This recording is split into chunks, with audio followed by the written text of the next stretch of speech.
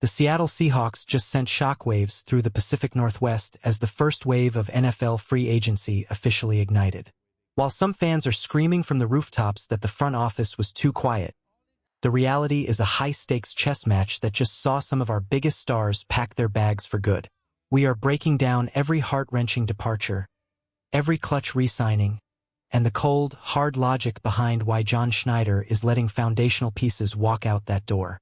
Please take a second right now to like this video, share it with your fellow 12s, and subscribe so you never miss a breaking update on your Seahawks. The day one dust has settled, and for many in Seattle, it feels like a gut punch. We're talking about players who weren't just names on a jersey, they were the heartbeat of the locker room. When you see safety Kobe Bryant heading to the Windy City to join the Chicago Bears, it stings. When you see the explosive Kenneth Walker signing a massive deal with the Kansas City Chiefs, it's a reality check. And when Boy Mafe heads to Cincinnati to join the Bengals, that's a massive void on the edge. But before we spiral into panic, we have to ask the tough question. Is losing these specific playmakers a catastrophic failure, or is it a calculated risk to save this franchise's future? Let's start with the secondary because Kobe Bryant's exit is a tough pill to swallow. Since 2022, Kobe has been a model of progression, especially after making that high-pressure switch to safety. When Julian Love went down last year, Bryant didn't just fill a gap, he became a playmaker. He earned every penny of that 3-year, $40 million deal Chicago gave him. It puts him right on the doorstep of the top 10 highest-paid safeties in the league. As fans, we wanted him back, especially knowing how much Mike McDonald values his versatility. But $13 million a year, that is a massive price tag for a team trying to stay flexible. Then there is the Kenneth Walker situation. This one hurts the most for many of us. Walker was the engine of this offense for 4 years. Question of the day. Would you rather pay a star running back $15 million a year to keep the chemistry alive, or let him walk to save cap space for the defense? Let me know your thoughts in the comments below. Looking at that $29 million guaranteed for Walker, you start to see why the Seahawks blinked. In today's NFL, paying a running back top 5 money is a gamble that many GMs aren't willing to take anymore. It was a legendary run, and we owe him a massive thank you for the memories, but Schneider is clearly betting that he can find production elsewhere without crippling the salary cap. And then we have Boy Mafe. I think deep down, most of us knew this was coming. Mafe hit the open market at the absolute perfect time. He's heading to the Bengals on a 3-year, $60 million contract. But it wasn't all bad news. While the departures grabbed the headlines, the re-signings are what will actually keep this team competitive. The biggest win of the day was keeping Josh Jobe. Getting our number 2 cornerback back on a 3-year, $24 million deal is an absolute steal. To put that into perspective, look at what the Giants just paid for Greg Newsome. Newsome got $10 million for a single year despite being inconsistent. We got Jobe for $8 million a year, and we already know he fits the scheme perfectly. That is a masterclass in value by John Schneider. Then there's the explosive Rashid Shaheed. The Seahawks locked him up with a 3-year, $51 million contract, with nearly $35 million of that guaranteed. Some might look at that number and gasp, but you have to look at the total package.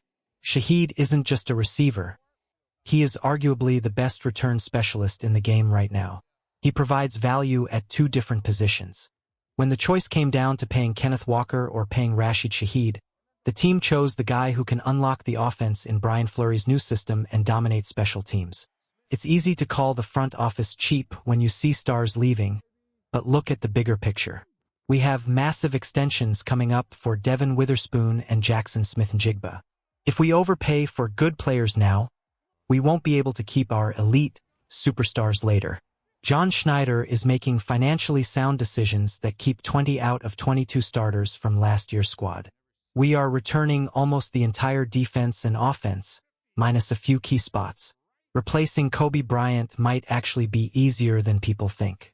If you look at the stats between Kobe and Ty Okada, they are eerily similar.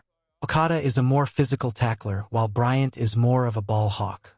If Okada had started as many games as Bryant did last year, their stat lines would be nearly identical.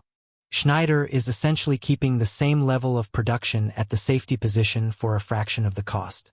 That is how you win in a salary cap league. Now, as we look toward the next phase of free agency, the glaring hole is at running back. With Walker gone, we need a veteran presence to pair with Zach Charbonnet.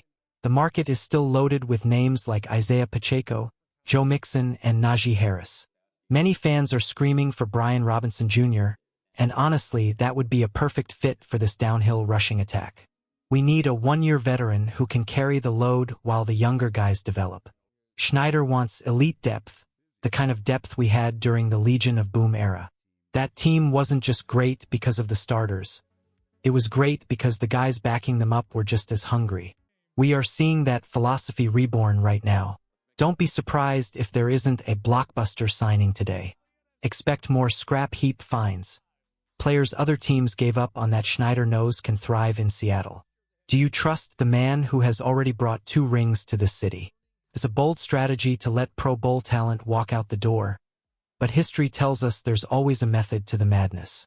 We are keeping the core together, protecting our future cap space, and betting on the system over the individual. The question remains, will this loyalty to the value game pay off when we face the elite offenses of the NFC? Or will we be left wishing we had just written the check for Kenneth Walker? The Seahawks are playing the long game, and while the broccoli of the news, the departures, is hard to swallow, the stake is the fact that this team is younger, more flexible, and still incredibly dangerous. Stay tuned because day 2 is just getting started. And you know John Schneider has an ace up his sleeve that no one sees coming.